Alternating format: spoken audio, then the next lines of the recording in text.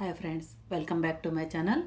ಇವತ್ತು ನೀವು ನೋಡಕತ್ತಿರೋ ರೆಸಿಪಿ ಶಾವಿಗೆ ಉಪ್ಪಿಟ್ಟು. ಬರ್ರಿ ಅದನ್ನು ಹೆಂಗೆ ಮಾಡೋದು ಅಂತ ನೋಡ್ಕೊಂಬರೋಣ. ಈಗ ಒಂದು ಕಡಾಯಿಗೆ ಒಂದು ಸ್ವಲ್ಪ ಎಣ್ಣೆ ಹಾಕಿ ಶಾವಿಗೆ ಹಾಕಿ ಹುರ್ಕೋಬೇಕು. ನಾನು 3 ಕಪ್ ಶಾವಿಗೆ ತೊಗೊಂಡಿನಿ. ಅದನ್ನು ಗೋಲ್ಡನ್ ಬ್ರೌನ್ ಬರೋ ತನಕ ಹುರ್ಕೋಬೇಕು. ನೀವು ಎಲ್ಲ ಥರ ಉಪ್ಪಿಟ್ಟು ತಿಂದಿರ್ತೀರಿ.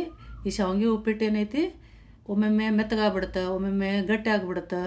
ನೀವು ಈ ಥರ ಪ್ರೊಸೆಸ್ನೊಳಗೆ ನೋಡಿದ್ರಂದ್ರೆ ಭಾಳ ಈಸಿಯಾಗಿ ಉದುರಾಗಿ ಮಾಡ್ಕೋಬೋದು.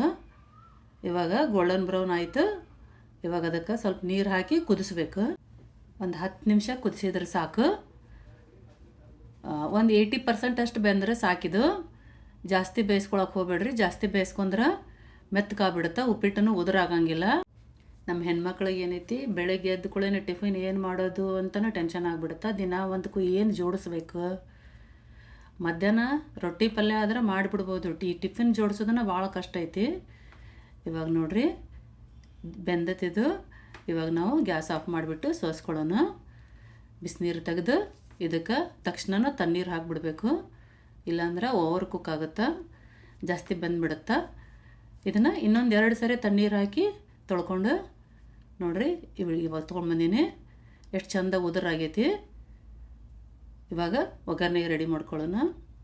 ನಾನು ಅದ ಕಡಾಯಿಗೆ ಎಣ್ಣೆ ಹಾಕಿ ಸಾಸಿವೆ, ಜೀರಿಗೆ, ಕಡಲೆಬೇಳೆ, ಉದ್ದಿನಬೇಳೆ ಹಾಕಿ ಫ್ರೈ ಮಾಡ್ಕೋಬೇಕು. ಈ ಚಿಕ್ಕ ಮಕ್ಕಳಿಗೆ ಮ್ಯಾಗಿ ತಿಂದು ಬೇಸರಾಗಿರ್ತೈತಿ.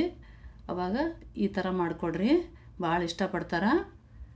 ಇವಾಗ ಉಳ್ಳಾಗಡ್ಡಿ, ಹಸಿಮೆಣ್ಸಿನ್ಕಾಯಿ, ಅರಿಶಿನ, ರುಚಿಗೆ ತಕ್ಕಷ್ಟು ಉಪ್ಪು ಹಾಕ್ಕೊಂಡು ಒಂದು 2 ನಿಮಿಷ ಫ್ರೈ ಮಾಡ್ಕೋಬೇಕು.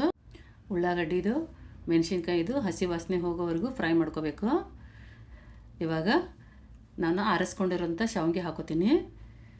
ಶಾವಿಗೆ ಹಾಕೊಂಡು ಒಂದು 2 ನಿಮಿಷ ಮಿಕ್ಸ್ ಮಾಡ್ಕೋಬೇಕು. ಇದನ್ನೇನು ಬೇಯಿಸೋದೇನು ಜಾಸ್ತಿ ಬೇಯಿಸೋ ಅವಶ್ಯಕತೆ ಇಲ್ಲ.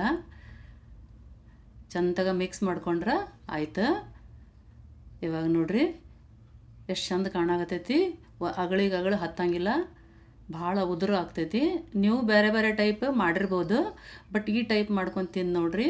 ನಾನು ಅದಕ್ಕೆ ಸ್ವಲ್ಪ ಮ್ಯಾಜಿಕ್ ಮಸಾಲ ಮತ್ತು ಸ್ವಲ್ಪ ನಿಂಬೆಹಣ್ಣು ಹಾಕೋಬೇಕು. ನೀವು ಮ್ಯಾಜಿಕ್ ಮಸಾಲ ಬ್ಯಾಡ್ ಅಂದ್ರೆ ಸ್ಕಿಪ್ ಮಾಡ್ಕೋಬೋದು, ಬಟ್ ಹಾಕಿದ್ರೆ ಮ್ಯಾಗಿ ಥರನ ಟೇಸ್ಟ್ ಬರುತ್ತೆ. ಭಾಳ ಇಷ್ಟಪಡ್ತಾರೆ ಮಕ್ಕಳು. ಶಾವಿಗೆನ ಸೋಸಿರ್ತೀವಲ್ಲ, ಆ ನೀರು ಚೆಲ್ಲಕ್ಕೆ ಹೋಗಬೇಡ್ರಿ.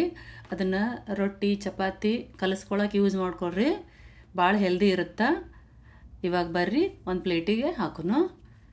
ನೋಡಿರಿ ಎಷ್ಟು ಚಂದ ಕಾಣಾಕತ್ತೈತಿ, ಎಷ್ಟು ಉದ್ರ ಕಾಣಾಕತ್ತೈತಿ. ನೀವು ನೋಡ್ತಿರ್ಬೋದು.